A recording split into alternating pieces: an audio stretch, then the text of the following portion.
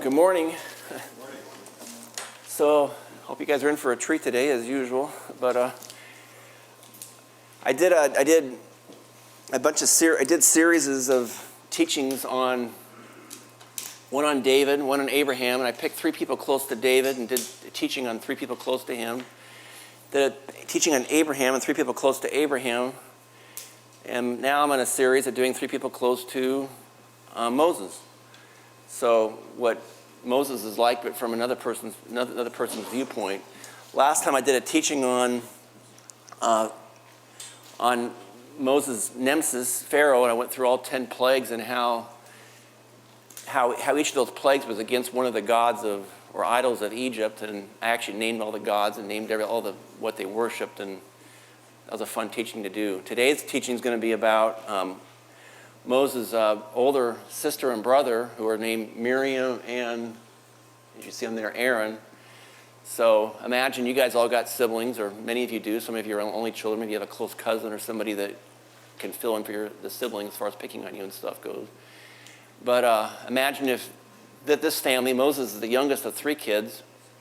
So imagine what his older brother and sister would have to say about him, or how they would interact with him. So everything is going to be about Miriam and Aaron today. So I got a lot of stuff, more of a normal today. We're going to start with a skit. So I appreciate the 3 actors that volunteered to do the skit. So we're going to start with that without further ado. Watch and enjoy. The joke was that if you heard her that, so he's trying to steal stuff, and the parrot keeps saying, Jesus is going to get you, Jesus is going to get you. And then finally the thief goes, well, what's your name? My name is Moses. And Jesus, and the same person that named me Moses named my pit bull Jesus. So it's supposed to be a little bit funny. Got him. Okay, then the next part of this teaching will be, thanks for the actors for bringing your props in and stuff. That was pretty good. Next will be my dad filling in for Aaron, the high priest. And he's going to do 2 things. He's going to do a priestly prayer, but first he's going to do I need a microphone and the papers. Then I guess let me tell you what the psalm is. This is Psalm 136. This is a hallow. It's called a hallow song. Hallow is Hebrew for praise, so it's called the praise psalm. And when they went up to the on Passover, they would sing this praise when they would walk up to Jerusalem, because Jerusalem was on a big hill, and they would walk up to Jerusalem and sing this song or sing this psalm. And how it would work is there's 26 verses. The priest or the leader would say the first part of it, and then the congregation or the people would say the second part, which is, you guys can memorize this, hopefully. It's only 5 words. It's for his mercy endures forever. So he'll say his psalm. We all say for his mercy endures forever. He'll say something in verse. And this is actually a scripture. And this is actually how they did it back in the Old Testament times. So go ahead, Dad. Give thanks to the Lord, for he is good. For his mercy endures forever. Give thanks to the God of gods. For his mercy endures forever. Give thanks to the Lord of lords. His mercy endures forever. To him who alone does great wonders. For his mercy endures forever. To him who made heavens with skill. For his mercy endures forever. To him who spread out the earth above the waters. For his mercy endures forever. To him who made the great lights. For his mercy endures forever. The sun to rule by day. Mercy endures forever. The moon and the stars rule by night. For his mercy endures forever. To him who smote the Egyptians. For his mercy endures forever. To him who smote the Egyptians in their firstborn. For his mercy endures forever. And brought Israel out from their midst. For his mercy endures forever. With a strong hand and an outstretched arm. For his mercy endures forever. To him who divided the Red Sea asunder. For his mercy endures forever. And made Israel pass through the midst of it. For For his mercy endures forever. But he overthrew Pharaoh and his army in the Red Sea. For his mercy endures forever. To him who led his people through the wilderness. For his mercy endures forever. To him who smote great kings. For his mercy endures forever. And slew mighty kings. For his mercy endures forever. Sihon, king of the Amorites. For his mercy endures forever. And Og, king of Bashan. For his mercy endures forever. And gave their land as a heritage. For his mercy endures forever. Even a heritage to Israel his servant. For his mercy endures forever. And has rescued us from our adversaries. For his mercy endures forever. Who gives food to all flesh. For his mercy endures forever. Give thanks to the God of heaven. For his mercy endures forever. Do I just sing that, say this, or did everybody say it now? You say it the priest. Then this is in Leviticus chapter 6, verses 24 to 26. No, it's in Numbers. I'm sorry. Numbers 26, 24 to 26, correct. And this is a high priestly prayer that God commanded through Moses to Aaron to bless the people of Israel. And if you go to a Jewish service today, they will actually, the rabbi will actually say the same thing. So Dad's filling in for Aaron, the priest. The Lord bless you and keep you. The Lord make his face shine on you and be gracious to you. The Lord lift up his countenance on you and give you peace. Amen. Amen. And that's a high priestly prayer. Okay, so we got 10 sets of verses to cover. And I got, Joseph, you're reading, right? Appreciate his reading and all you guys volunteering. Go ahead, Joseph. Exodus 2, 1 through 10. Now a man from the house of Levi went and married a daughter of Levi. The woman conceived and bore a son, and when she saw that he was beautiful, she hid him for 3 months. But when she could hide him no longer, she got him a wicker basket and covered it over with tar and pitch. Then she put the child into it and set it among the reeds by the bank of the Nile. His sister stood at a distance to find out what would happen to him. The daughter of Pharaoh came down to bathe at the Nile, with her maidens walking alongside the Nile. And she saw the basket among the reeds and sent her maid, and she brought it to her. When she opened it, she saw the child, and behold, the boy was crying. And when she had pity on him and said, "This is one of the Hebrews' children."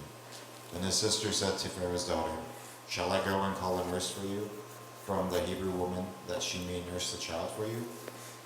Pharaoh's daughter said to her, "Go ahead." So the girl went and called the child's mother. Then Pharaoh's daughter said to her, "Take this child away and nurse him for me, and I will give you your wages." So the woman took the child and nursed him. The child grew, and she brought him to Pharaoh's daughter, and he became her son. And she named him Moses and said, "Because I drew him out of the water." Okay, so this is the introduction to Moses. It's also the introduction to his oldest sister Miriam, too. Of course, it's also an introduction to his parents, Amram and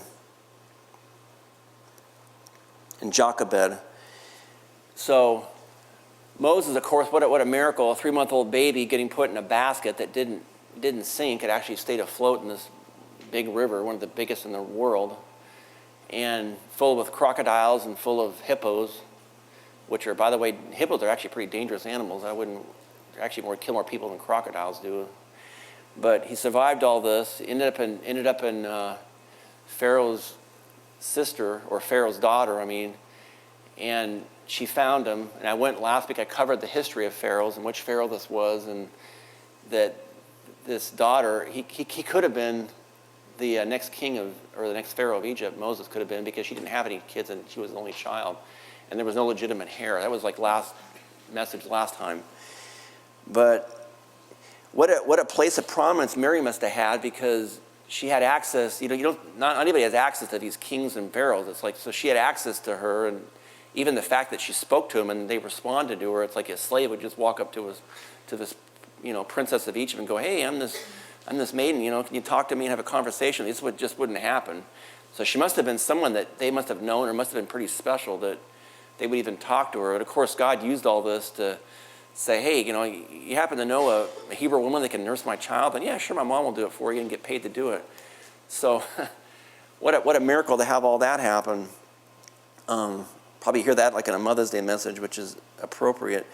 Of course, one of the questions is they found this baby in this basket. So how do they know it was a Hebrew son? How do they know it was not Egyptian? How do they know? Because they probably checked under his diaper. You got it. Because all the Hebrew children were circumcised and the Egyptian women were not, or the Hebrew boys would be circumcised and the Egyptians would not be. So she would check in his diaper and figure out real quick this had to be a Hebrew. So very good. Thank you so much. So the question is I looked up how old was Miriam when this happened? I tried to do some research and figure out how old she was, because, by the way, Aaron, which will come into the picture later, he was about 3 years older than Moses. He was like a little preschooler when Moses was all this was happening. Miriam, they think, was about 10 to 13. I've seen estimates as young as about 5 and as old as 19, but they think probably around 10 to 13. The Hebrew word, when it describes Miriam, it actually uses the word maiden, which means a young virgin, is what it means, like almost of marriage age. So she probably wasn't some little tiny girl, and she had to be old enough to go back and forth and follow down the trip to the Nile River. But she was not old by any means, probably a young teen or maybe a preteen. So any kids in here that are about that age, yes, you would relate to it. So that's where Miriam comes into the picture, and of course the faith on her part to have to follow this down this Nile River and to have to approach Pharaoh's daughter and everything that she did, she comes into the picture even before Moses can speak. He was like, Miriam's already doing some pretty cool stuff. Okay, and then the second set of verses. Exodus 4:11 to 17. The Lord said to him, "Who has made man's mouth, or who makes him mute or deaf, or seeing or blind? Is it not I, the Lord? Now then go, and I, even I, will be with your mouth, and teach you what you are to say." But he said, "Please, Lord, now send the message by whomever you will." Then the anger of the Lord burned against Moses, and he said, "Is there not your brother Aaron the Levite? I know that he speaks fluently, and moreover, behold, he is coming out to meet you, and when he sees you, he will be glad in his heart. You are to speak to him and put the words in his mouth, and I, even I, will be with your mouth and his mouth, and I will teach you what you are to do. Moreover, he shall speak for you to the people, and he will be as a mouth for you, and you will be as God to him. You shall take in your hand the staff with which you shall perform the signs." Okay, go ahead. Exodus 4:27 to 31. Now the Lord said to Aaron, "Go to meet Moses in the wilderness." So he went and met him at the mountain of God and kissed him. Moses told Aaron all the words of the Lord with which he had sent him, and all the signs that he had commanded him to do. Then Moses and Aaron went and disassembled all the elders of the sons of Israel. And Aaron spoke all the words with which the Lord had spoken to Moses. He then performed the signs in the sight of the people. So the people believed, and when they heard that the Lord was concerned about the sons of Israel, and that he had seen their affliction, then they bowed low and worshipped. Okay, so the previous set of verses, Moses is only 3 months old. He was hidden for 3 months as a little baby. His brother, big brother, Aaron, was a preschooler, like 3 years old. And after that Moses and Aaron had very different lives, because Aaron, lived as a slave in Egypt for 40 plus, actually, the time this happened, it was 80 years he'd been a slave in Egypt, or 83 years of his life. And Moses was, of course, grew up in the Pharaoh's palace for 40 years. And then he went to Midian and was a shepherd in Midian for 40 more years. While this whole time, Aaron was still in Egypt as a slave. Doesn't say in the Bible how Aaron, we know that Moses, when he left Egypt, he was running for his life because he had murdered somebody, and the Pharaoh was after him, wanted to kill him.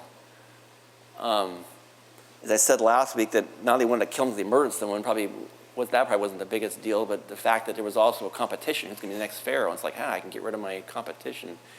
A little more to it than just simply murdered somebody. But he did murder someone. He ran for his life and hid until that Pharaoh was dead. But Aaron grew up lived as a slave all these years. So how he would have left Egypt and did the same track that Moses did, that's an interesting story too in itself, that he somehow left Egypt, escaped, or got away from Egypt and the slavery that he was in. And then God put in his heart to meet him and to meet Moses in the desert.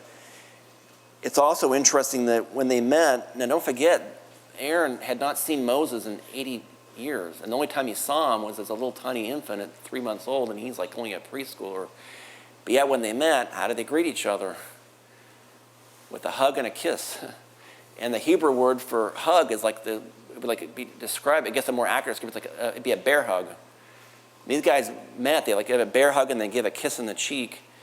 So it's like almost like they're like best friends, they're very close. But how could they be that? I know they're brothers and all, but like they haven't seen each other in 80 plus years or 80 years. It must have been, that's quite a warm greeting for someone you don't even know.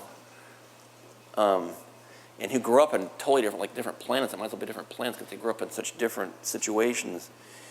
But of course, God had spoken to both of them, and they must have had some connection that they were both going to be part of some great plan that God had for both of them in one way or another. So that's the introduction to Aaron, the first time that Aaron appears in the story.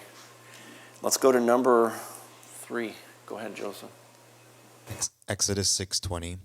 Amram married his father's sister Jochebed, and she bore him Aaron and Moses. And the length of Amram's life was 137 years.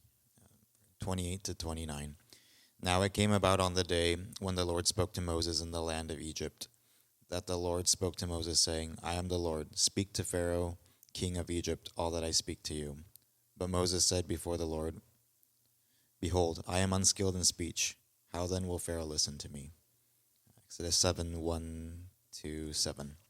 Then the Lord said to Moses, See, I make you as God to Pharaoh, and your brother Aaron shall be your prophet. You shall speak all that I command you, and your brother Aaron shall speak to Pharaoh, that he let the sons of Israel go out of his land. But I will harden Pharaoh's heart, that I may multiply my signs and my wonders in the land of Egypt. When Pharaoh does not listen to you, then I will lay my hand on Egypt and bring out my hosts, my people, the sons of Israel, from the land of Egypt, by great judgments. The Egyptians shall know that I am the Lord when I stretch out my hand on Egypt and bring out the sons of Israel from their midst. So Moses and Aaron did it, as the Lord commanded them. Thus they did. Moses was 80 years old and Aaron 83 when they spoke to Pharaoh.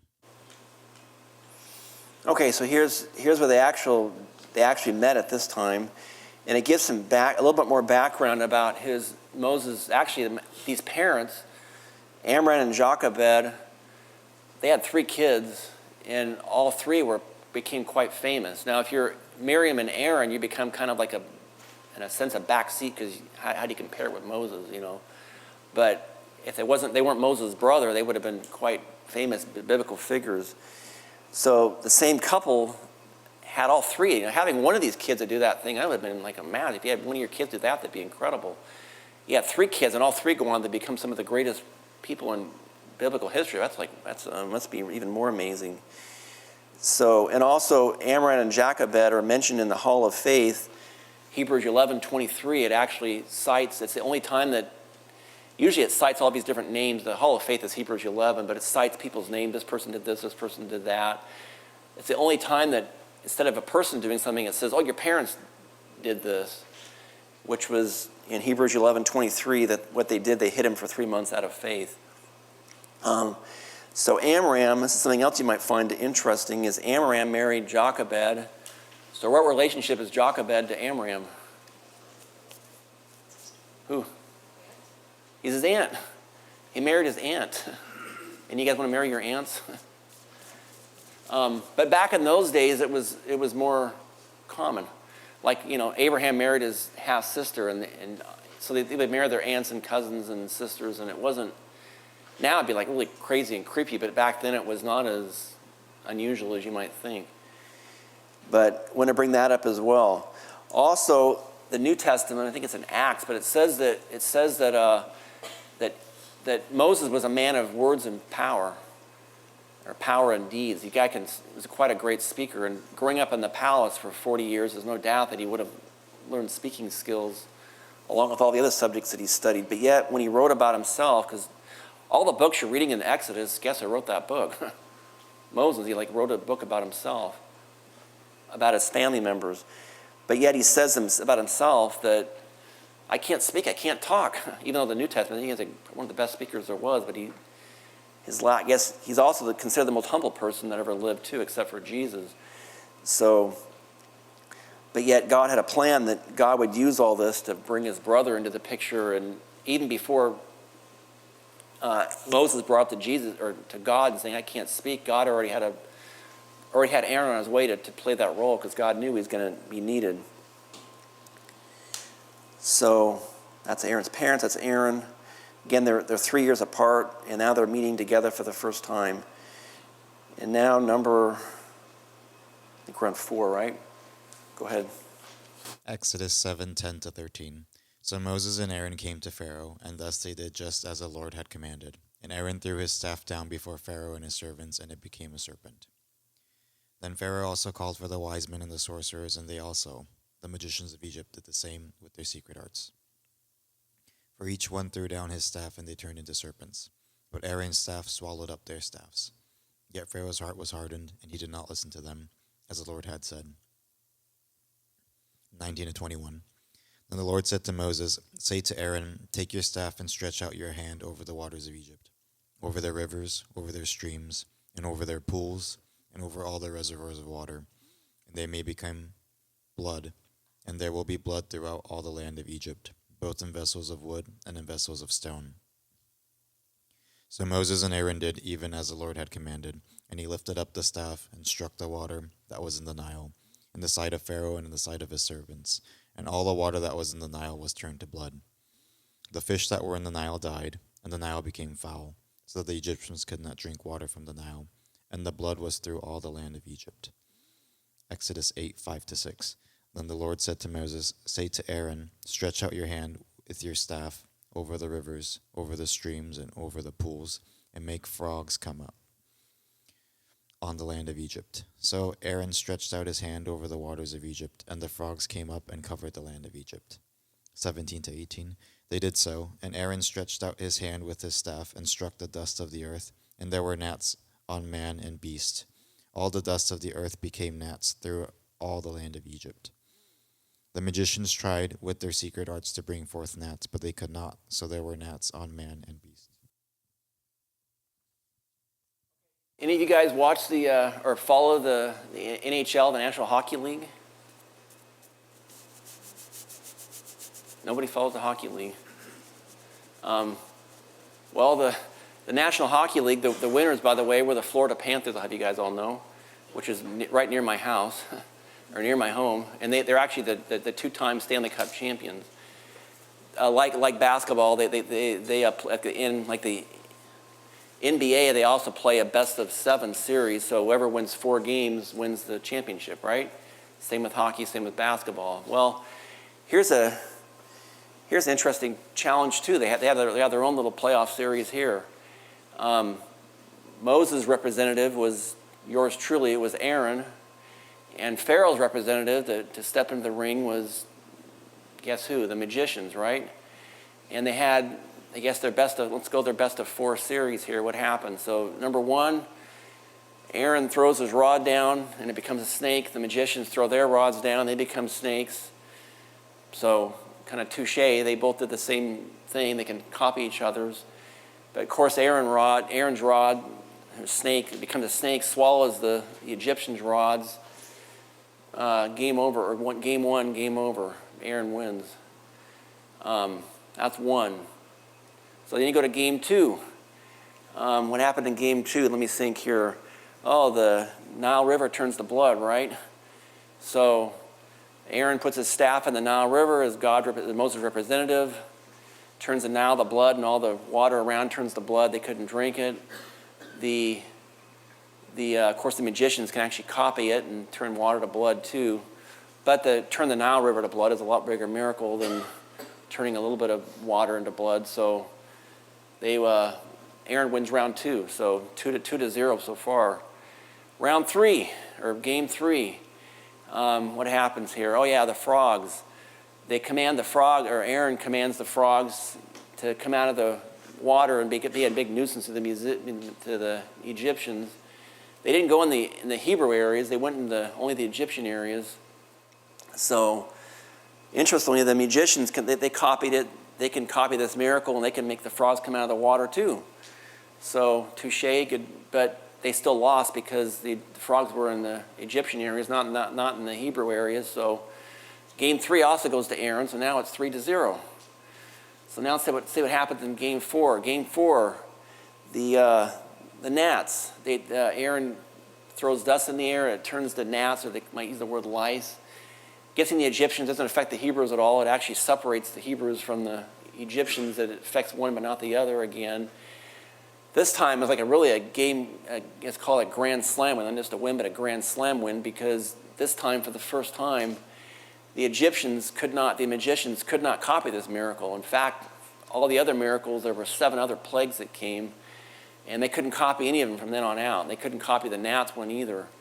But the first 4, so game 4, Aaron wins again. The series is closed 4-0, and they win the championship. From there on out, it's just Moses is pretty much doing the miracles from then on out, or Moses is heading them. It's not Aaron as much. It's more of the it shifts to Moses. But that's a summary. I'm not going to go over all the plays. I did that last time, so I won't repeat it. But that is the status of that. That's what I'm missing on here. And the magicians couldn't copy after number 4. Okay, so that's Aaron's portion as being Moses' representative and doing all these miracles and stepping into the game, onto the court, is the player, and I guess like Moses would be like equivalent of a coach. And then the Egyptian, I guess Pharaoh would be the coach of the opposing team, and the Egyptians would be the players of the opposing team. Okay, next one, wait a minute. Oh, I got some more verses. I'm going to say these verses instead of reading them. After they left Egypt, there's a song, because you got too many verses, I'm just going to tell you what they were instead of reading them. In Exodus number 15, verses 20 to 21, that's called the Song of Miriam. This is after they crossed the Red Sea. Now, on one side of the Red Sea, before they crossed it, they were all crying out to Moses, what have you done? Why have you delivered us to the Egyptians? We've been better off going back to Egypt and serving them as slaves than we were, having us all drowned in the water, having us all slaughtered. And of course, God said, why are you crying out to me? Go raise your staff, and you guys are going to cross over on the dry land. And they did. The great miracle happened. They all walked on dry land. They all escaped. The Egyptians tried to do it, and they were all drowned in the water. And I went over all this last time I preached too. After they crossed the water, Moses said a whole chapter of a song.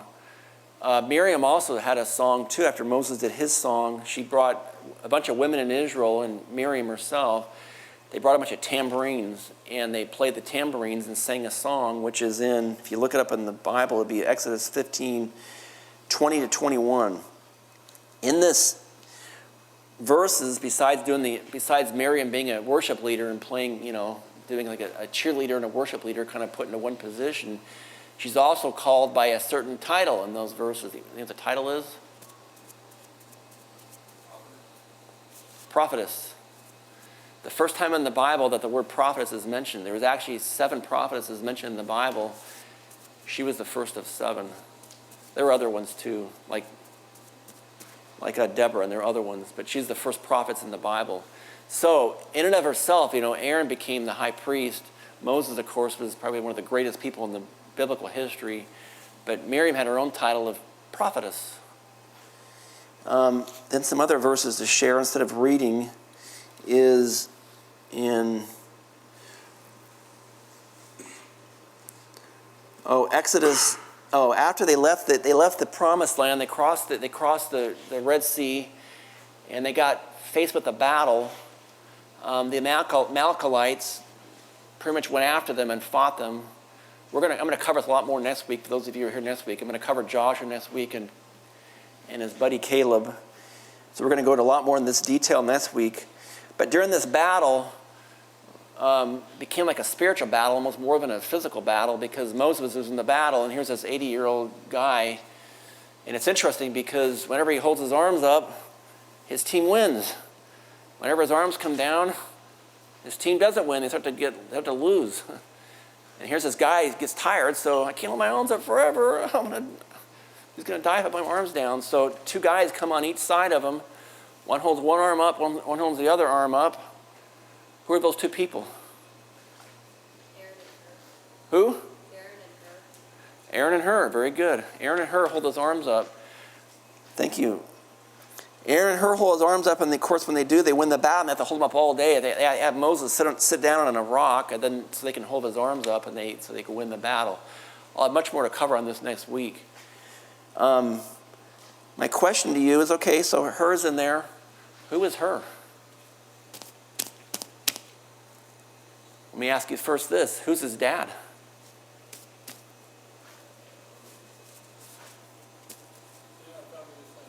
Huh? Who's Hur's dad? Anybody know? Nobody knows. Okay. Look up, I'm going to tell you, but I don't have time to drag us on too long, but if you look up in 1 Chronicles, this verse is right, chapter 2, verse 19, and you look up 1 Chronicles chapter 4, verse 4. Who is his dad? Caleb, who's his dad? His dad is Caleb. Caleb is Hur's father. There's a news flash for people. Now let me go a step further. Who's his mom?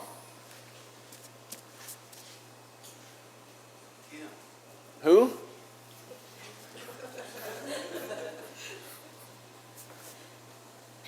Someone's got their Bibles open. Who's his mom?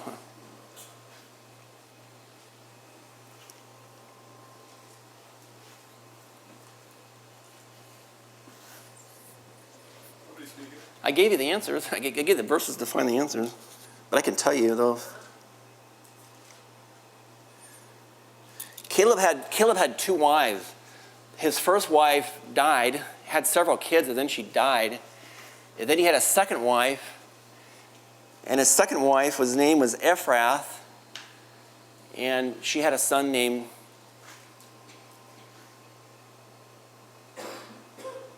Named who? Huh?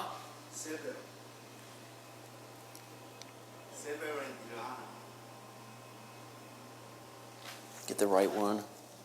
What about Caleb's wives or his Yeah, Caleb's wives. I'm sorry, not Caleb. His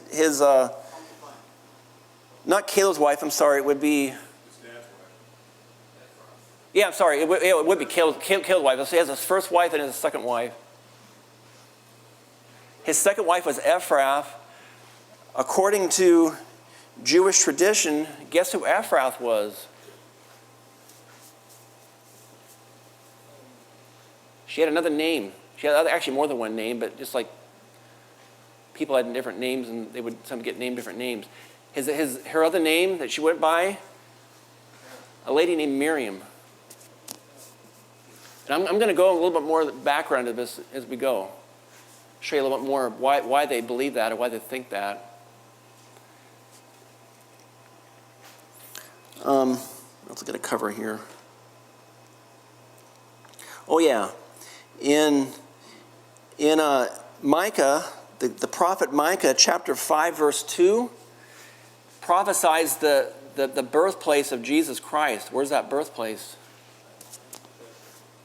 If you said Bethlehem, you're half correct, because actually there's more to it than that. Yes. Because there's more than one Bethlehem in Israel, but the Bethlehem Ephrath is actually the name of Christ's birthplace. So Ephrath and Ephrath, I wonder if those are related to each other. Hur's grandson, or actually Hur's son, had 3 grandsons. His 3 grandsons founded 3 cities in Judah. You'd never guess what one of those cities was. Bethlehem Ephrath. Hur's grandson was the one that founded what we call the city of David, where Christ would be born. And you can look at the other 2 cities you can look up as well.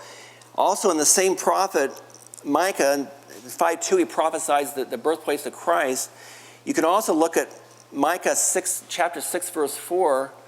And in Micah 6:4, Micah says that like as a blessing to Israel, I've given you 3 gifts as a blessing to you, your nation of Israel. Guess what those 3 gifts are? 3 cities. Huh? Not the 3 cities, but good guess.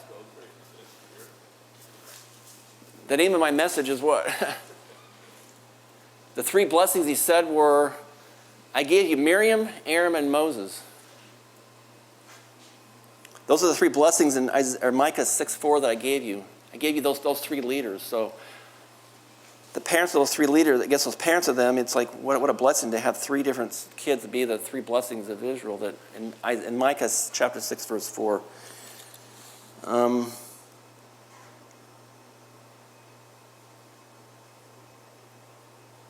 Okay. I'll go into more of this detail. I bet you guys raise more questions than I have answers right now, but it'll cover as the message goes on. Go ahead and read number 5. Exodus 24, 9-12. Then Moses went up with Aaron, Nadab, and Abihu, and 70 of the elders of Israel. And they saw the God of Israel, and under his feet there appeared to be a pavement of sapphire, as clear as the sky itself. Yet he did not stretch out his hand against the nobles of the sons of Israel. And they saw God, and they ate and drank. Now the Lord said to Moses, Come up to me on the mountain and remain there. And I will give you the stone tablets with the law and the commandments, which I have written for their instruction. Verse 18, Moses entered the midst of the cloud as he went up the mountain, and Moses was on the mountain 40 days and 40 nights. Exodus 28, 1-4. Then bring near to yourself Aaron your brother and his sons with him, from among the sons of Israel, to minister as priests to me, Aaron, Nadab, and Abihu, Eleazar, and Ithamar, Aaron's sons. You shall make holy garments for Aaron your brother, for glory and for beauty. You shall speak to all the skillful persons whom I have endowed with the spirit of wisdom, that they make Aaron's garments to consecrate him, that he may minister as priest to me. These are the garments which they shall make: a breastpiece, and an ephod, and a robe, and a tunic of checkered work, a turban, and a sash, and they shall make holy garments for Aaron your brother and his sons, that he may minister as priest to me. 36-38.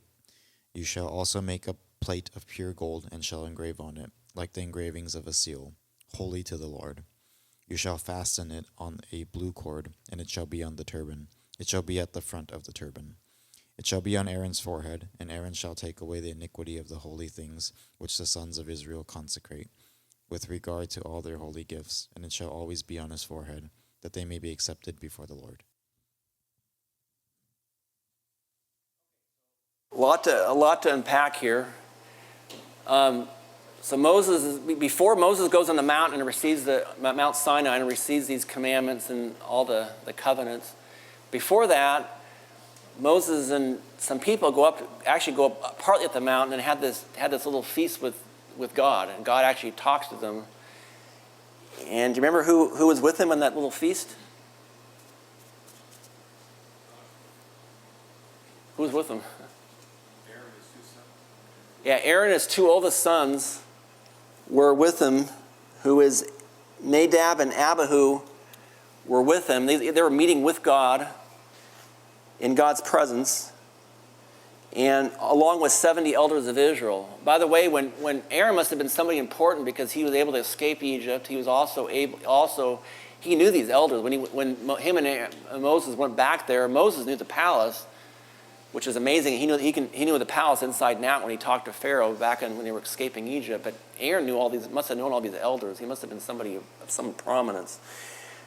But regardless of that, in any case, we do know that Aaron, or Moses, Aaron, only the older 2 of the Aaron's sons and 70 elders met on the base of Mount Sinai for his little talk with God. God didn't show him his glory like he did Moses, but there was something going on where God revealed something to them they didn't reveal to other people, except for them. And when Moses went up to the mountain to collect the law, and by the way, the law is really a big deal. The law established a covenant with Israel that God says, you're my chosen people, you're my people that I've called you to myself.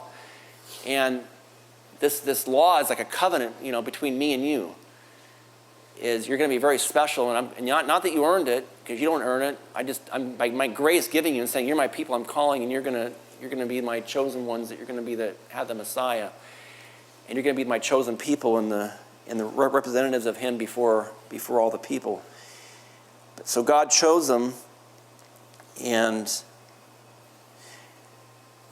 gave them the law also. When a country becomes a nation like the U.S., we had to become a true nation, we had to have a constitution, right? And most nations have to have some kind of constitution or some kind of writing that's saying, how are you going to organize yourself? So God, when he made this group of people into a nation, he gave them the law to make them, to kind of bring them together to do this, as well as giving them a common faith, which is going to be under Aaron's priesthood. So this law serves a lot of purposes. It draws them together, the nation. It gives them laws to live by. And it's like a covenant with them too. When he gives them the commandments, when he comes off the mountain with the commandments, these tablets in his hands, written by the finger of God, this is like a personal covenant. Like if you're married, you have a covenant too, but this is like a covenant with God with the people of Israel. And when in Exodus chapter, the right reference here, chapter 24, verses 14, when they went up to the mountain,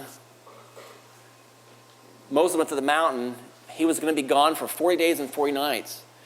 Who did Moses put in charge when he was gone? Joshua, no. Aaron was one. Who's the other one? He put two guys and said, you two are in charge when I'm gone. I'll be on the mountain, getting the law. Two people are going to be in charge. Aaron was one. It wasn't Joshua. Who's the other one? It wasn't Miriam. Who was the other one? No, not Caleb either. This is in Exodus verse 24, verse 14. It's her. Moses put Aaron and her in charge when his absence. Those two guys were the ones running the show, and said, do you have a question? You two are my go-to guys. You're going to take charge and authority. And that's an important point that's going to come up in this story. During this time, when he's in the mountain, of course, it goes into several chapters in the Bible, and God's actually giving Moses and saying, not only the law, by the way, there's three kinds of laws all the laws of Moses are broken into three kinds of laws. The first kind of law is called a moral law. Moral laws are like, don't kill, don't murder, don't commit adultery, don't lie, cheat, and steal, pretty much. Also, don't have idols before me. In other words, the 10 Commandments are called moral laws. The moral laws are like, don't do this or you're in trouble. The second type of law that God gave them was called civil laws, or also called judicial laws. Those laws are like, if you steal, if you borrow your neighbor's donkey and your neighbor's donkey gets killed, here's what you got to do to fix it. Or, if you, it pretty much tells you what how to run your court system, or how to deal with the day-to-day civil activities. The third type of law that God gave Moses was called ceremonial laws, which is mostly for the priesthood or for the Levites. How to be clean, a lot of words about clean and uncleanliness. That's all under ceremonial laws. So there's three types of laws. The highest level of laws is called moral laws. The second highest level is called civil laws, or also judicial. The third level of laws is what we call ceremonial laws. There's three different types of laws. And God's giving Moses all three on the Mount Sinai. The 10 Commandments, of course, being the most famous of all of them, but he gave him much more than that. Additionally, God also, for the very first time, God established what became known as the priesthood, right? The Levites were going to be set aside to take care of all the matters pertaining to the temple and all the matters pertaining to the tabernacle, everything from singing to anything to do with the church. They were like all the leaders of the church, but one family in particular, God called by name and said, you're going to be the leader of all the Levites. You're going to lead them and you're going to be in charge of them. And that created an office that was called the high priest, or the high priestly office. And the first high priest wasn't actually Moses. It was, guess who? Aaron. Aaron became the first high priest that God would call. And God actually I didn't read only a few verses, Joseph, but there's many, many verses on, chapters about how the priests were to behave and what they're to do, the garments they were going to wear, the turbans they were going to wear. They're going to wear on their body, and it says, holiness to the Lord. That's a pretty big deal. When you're representing God before the people of Israel, and you got holiness to the Lord on your chest. It's like, wow, this doesn't get any bigger than this. Not only that, but it says that Aaron would actually have a signet. What's a signet? A ring is one type of signet, but a signet's more than just that. Yes? Yes. It's actually what they use. It uses a seal that it's like today, like you can imagine like an auto pen. If the president of the United States gave me a pen and said, okay, here's your pen. This pen gives you the authority to sign on my behalf of the president of the United States. Here you go. Here's your pen. Go sign on my behalf. And a signet was that very thing. It's like an auto pen or like a ability that says you sign on the behalf of the leader. In this case, you're signing on behalf of God. The signets, the most common symbol they used for a signet was what you just said is a ring. They would take a ring and they would put it they would get wax and they put a wax on a seal. They would take their ring and they would push it into the wax and they would take it out and that would be a symbol of that you break this wax, you're breaking the king's command. You don't touch that. Like when they got thrown in the lion's den. And they put a seal on it, and they put the king's signet ring on it. And says you don't touch this grave, or not grave. You don't touch this den for a day. And of course they came back and he was still alive. But they used a signet ring. Another example is when they sealed the grave of Jesus' grave. They put wax on. They put a seal, and you touch this seal, you're gonna be dead. But they used a signet. They used it as a signet ring. But in Aaron's case, it was not a ring. It was actually something they put in his head. Which is interesting because the only case in Scripture where they used a signet that was not a ring, it was actually a headpiece. So I'm just trying to say is that when God's on the mountain giving this to Moses, he's saying, I'm giving Aaron, I'm going to thank you for your service. I'm going to give you the biggest blessing I can possibly give you. You're going to be the high priest, and you're going to represent me before the people of Israel. And not only that, but the people of Israel are representing God or humanity before all humanity. Israel is the chosen people representing God for all of humanity, and among Israel the high priest is supposed to represent all of Israel. And here Aaron is getting called the most beautiful place he can possibly be, with the signet of God on his forehead and the holiness of the Lord on his chest. And let's see how Aaron. Meanwhile, when God's giving him all this great promises, let's see what Aaron does.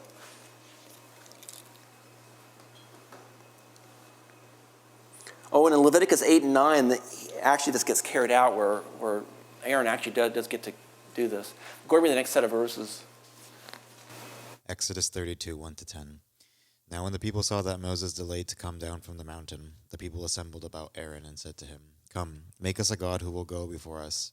As for this Moses, the man who brought us up from the land of Egypt, we do not know what has become of him. Aaron said to them, Take off the gold rings which are in the ears of your wives, your sons, and your daughters, and bring them to me. Then all the people tore off the gold rings which were in their ears and brought them to Aaron. He took this from their hand and fashioned it with a graving tool and made it into a molten calf. And they said, This is your God, O Israel, who brought you up from the land of Egypt. Now when Aaron saw this, he built an altar before it, and Aaron made a proclamation and said, Tomorrow shall be a feast to the Lord. So the next day they rose early and offered burnt offerings and brought peace offerings. The people sat down to eat and to drink and rose up to play. Then the Lord said to Moses, Go down at once, for your people, whom you brought up from the land of Egypt, have corrupted themselves. They have quickly turned aside from the way which I commanded. They have made for themselves a molten calf and have worshipped it and have sacrificed to it and said, This is your God, O Israel, who brought you up from the land of Egypt. The Lord said to Moses, I have seen this people, and behold, they are an obstinate people.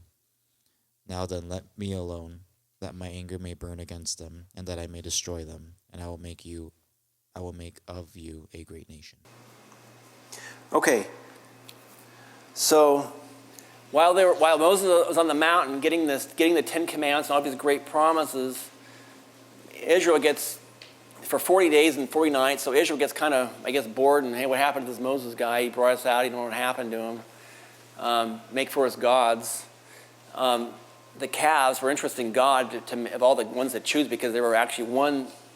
God commanded Israel, don't worship the gods in Egypt where you came from. Also, don't worship the gods or idols where you're going, in the land where you're going, which is like the gods of the Canaanites.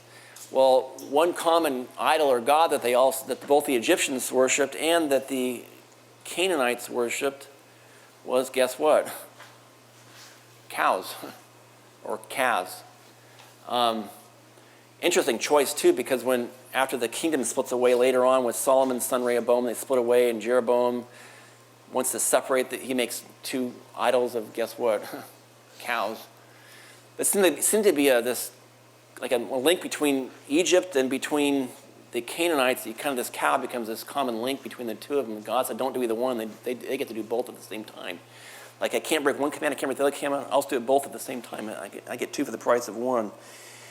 But it's interesting because while God's promising Aaron all these great things, unimaginable things you can also do, what's he doing? Making a golden calf. Now, kind of interesting too, because his explanation of I guess I'm getting ahead of myself. I think the next one. Okay, so Aaron's doing this thing he shouldn't be doing. Now, notice before, getting ahead of this here. So be it. So who did God put in charge when Moses was in the mountain? Aaron and Hur. When he comes back off the mountain, who did Moses hold accountable? Did I hear right? Something can't be right here. How about her? Why wasn't her held accountable? Huh? He was the leader. He had to be involved. How could he not be involved? He's not high priest. Neither was Aaron at this time. That came later. That wasn't until Leviticus. He wasn't high priest till Leviticus. He would later become that, but he still wasn't. According to Jewish tradition, why he wasn't held accountable? Because he was dead. The Jewish people, before they made their calf, they threatened both Aaron and Hur, the two guys in charge, and said, make us this idols that we don't know what happened to Moses. And according to Jewish tradition, they murdered Hur. And then they said, Aaron, you're next. Going to do something for us? There was no Hur to be around at this time. He was dead. That's why they didn't hold him accountable. And that's why that the Jewish tradition, they base it, I guess, in the lack of this, because from this verse on, after the verse where it says, Aaron and Hur, you're in charge, this is a very prominent guy. He held up his hands. Other times when he would appear throughout this book of Exodus, and all of a sudden it said, by the way, Aaron and Hur, you two guys are men of God. You're very important people. One of you got to see, your dad's Caleb and your mom's Miriam. I mean, pretty big deal. You two were in charge. And all of a sudden after this, there's not one word of the Bible mentioned about her ever again. And especially when he's that level of prominence and he's held accountable, but there's no accountability for him. That's why they said he's probably dead. But only Aaron was held accountable. At least according to tradition, what it seems to support here. What verse we just read? We just read 32, 1 through 10. Okay, let's continue reading with... and I wanted to add into this, and if you look at Exodus chapter 38, verse 22, Hur had another grandson. He had three grandsons, established 3 cities, but he had another grandson named Bezalel. And Bezalel was famous because Bezalel got charged by Moses for making a very important thing. He was in charge of making the tabernacle. Here's Hur again. This time he's probably dead, but God, because of his faithfulness and not wanting to do it, not having any part of this idol, of this calf, he was actually put in charge of making the tabernacle. If you look in Exodus 38, he's put in charge and said, get all the materials, and like an artist, you're in charge of putting all these materials, get them all together to make the tabernacle. That's in Exodus 38, and he's has a big role to play in that. And that is actually one of his grandsons. God actually rewarded him. But anyways, a lot of things to divert on, right? Divert on. Go ahead and read Exodus 32, 19 to 29. It came about as soon as Moses came near the camp that he saw the calf and the dancing, and Moses' anger burned, and he threw the tablets from his hands and shattered them at the foot of the mountain. He took the calf which they had made and burned it with fire, and ground it to powder, and scattered it over the surface of the water, and made the sons of Israel drink it.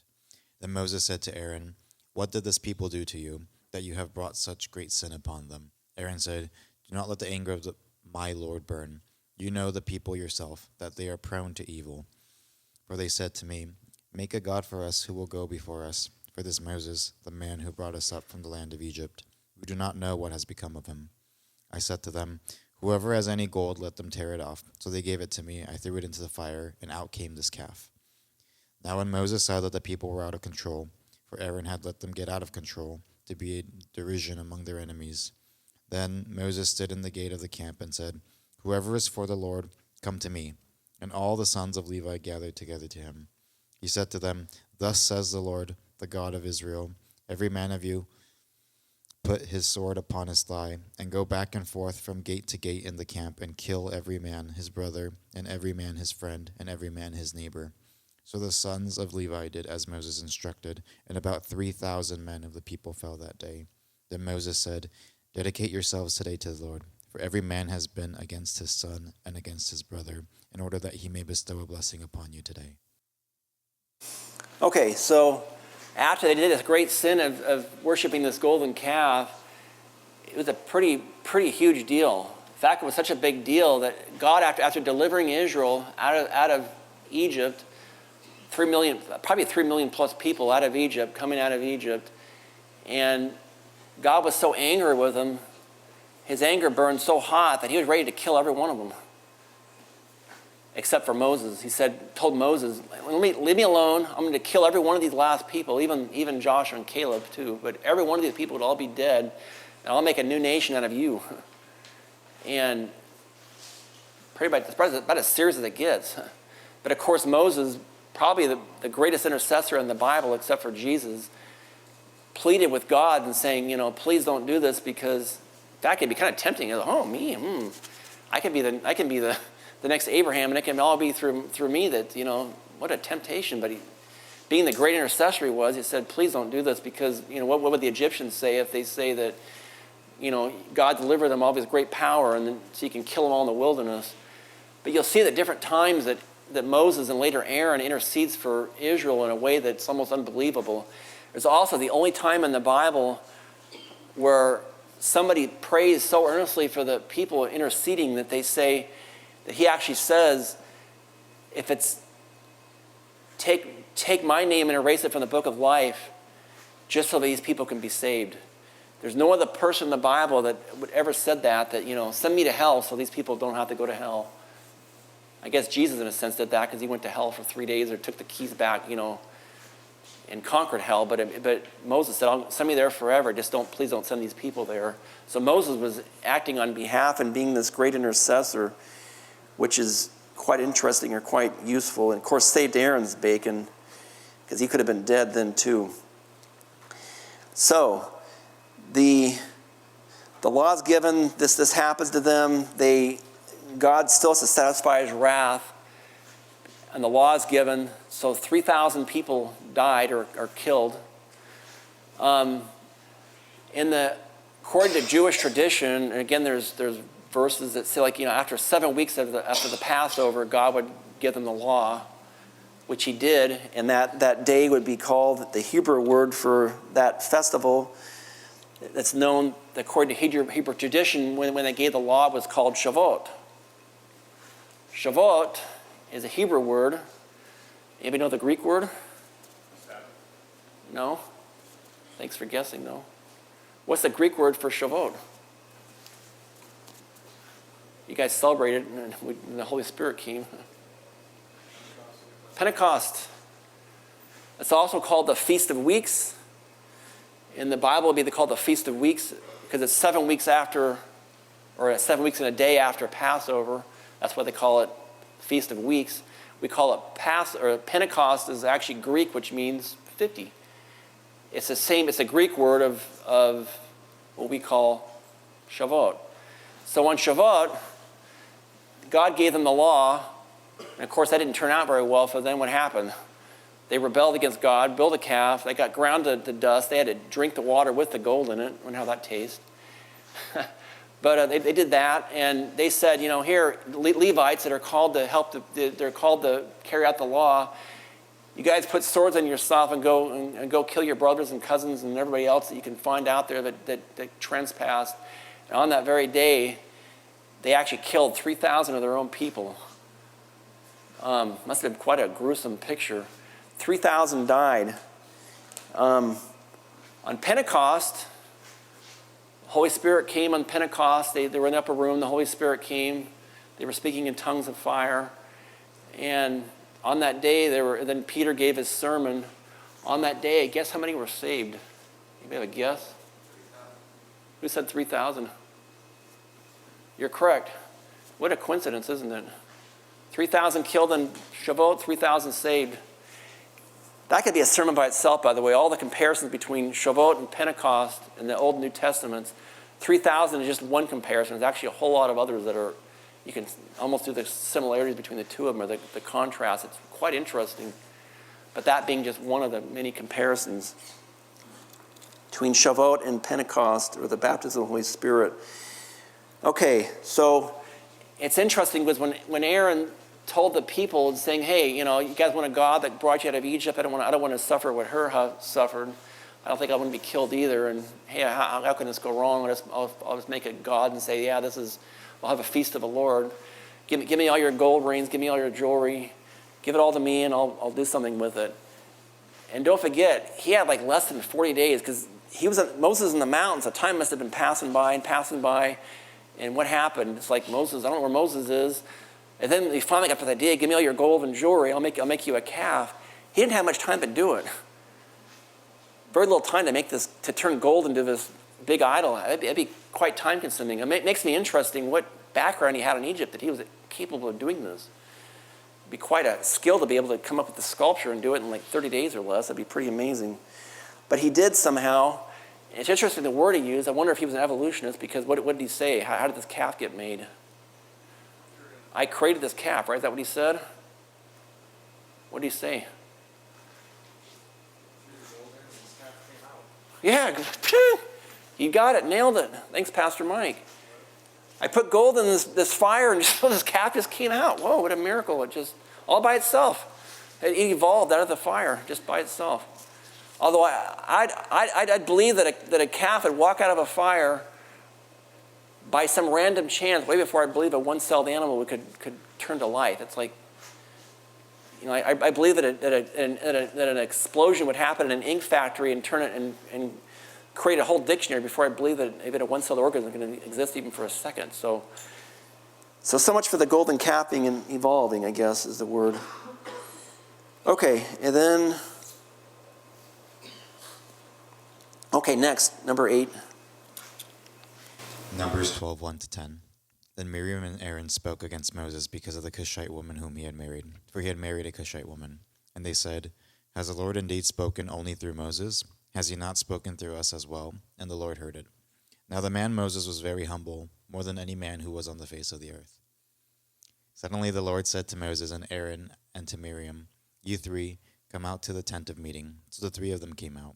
Then the Lord came down in a pillar of cloud and stood at the doorway of the tent. And he called Aaron and Miriam.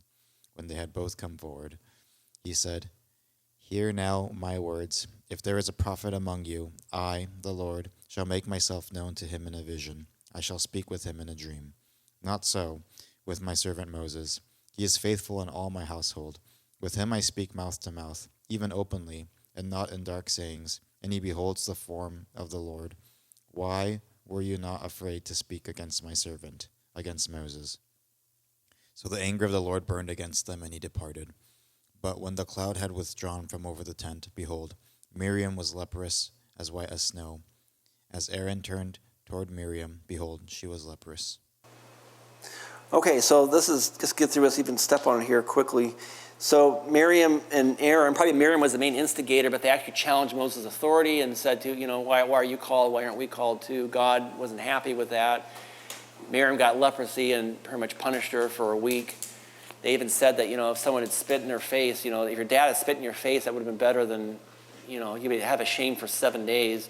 So you're going to be locked away for 7 days with leprosy. That was him challenging Moses. Other times people challenge Moses.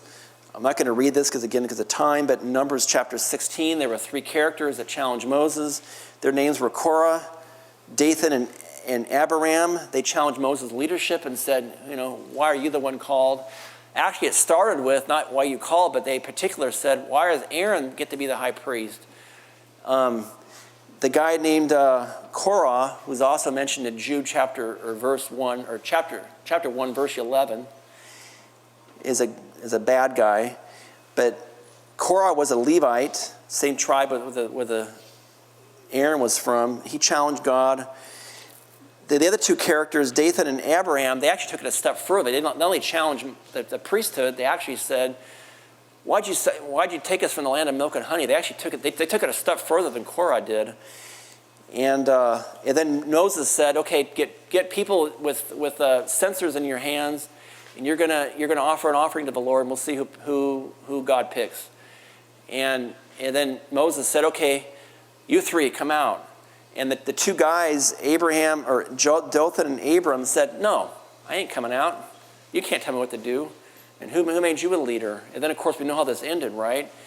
They wouldn't come out, and God did 2 things. One, he said, get away from the tents of these 3 people. I'm going to swallow them all up. And the earth opened up. They all got dumped in, and then the earth closed back up, and they got swallowed up. And then there were 250 people that were offering incense to God. God had fire come down and burn them all up. But let me also go up. But the 2 people, Dothan and Abiram, they were actually not even Levites. They were another tribe. They were from Reubenites. Here's another thing about this that you might find interesting. It says that the other 2 characters that would not come out, guess who died with them? Their wife, their kids, everybody died with them. They wouldn't come out, so good, I'll kill your family too. Korah, the other guy, he came out. His tent was lost. Korah was killed. His wife and kids lived. Because at least he came out. They not only lived, but they if you read the Bibles, the Psalms, some of Korah's ancestors actually wrote some of the Psalms. And so that was people that challenged him, and I guess we're running out of time here. Do one more set of verses, and I'll just tell you the last one. Go to the next one, Joseph. Numbers 21. Then the sons of Israel, the whole congregation, came to the wilderness of Zin in the 1st month, and the people stayed at Kadesh. Now Miriam died there and was buried there. 22 to 29. Now when they set out from Kadesh, the sons of Israel, the whole congregation, came to Mount Hor.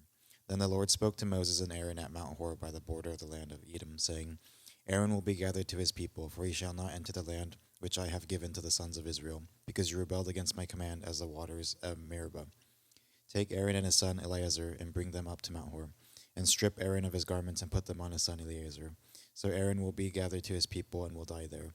So Moses did just as the Lord had commanded, and they went up to Mount Hor in the sight of all the congregation. After Moses had stripped Aaron of his garments and put them on his son Eleazar, Aaron died there on the mountaintop. Then Moses and Eleazar came down from the mountain. When all the congregation saw that Aaron had died, all the house of Israel wept for Aaron 30 days. He died. Miriam died before that. They were both died right before the end of the promised land. I'll also just refer back. When Moses struck the rock twice at Horeb, he wasn't supposed to speak to the rock. The second time he did, and he struck it. And God said, because you struck the rock, you won't go to the promised land. You can't. What people don't know is, guess who else couldn't enter with them? When he struck the rock, God told Moses, you can't enter, and Aaron can't enter. He actually said both of you two can't enter the promised land. That is one, but he said actually Moses' actions affected his brother as well as it affected him. And of course, their two oldest sons died by fire. They were told not to mourn for them. God spoke to Aaron personally in Leviticus 10. The only time that God ever spoke to Aaron directly, usually it was Moses as well.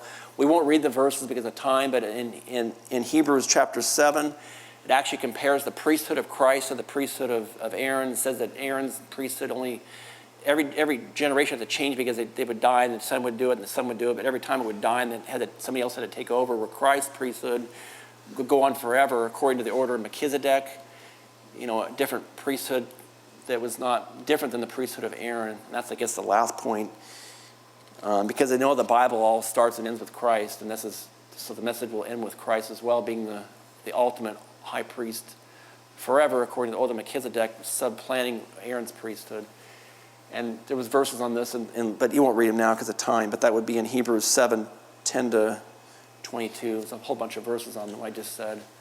Hope you guys enjoyed the message, and thank you so much for all the people that volunteered as actors.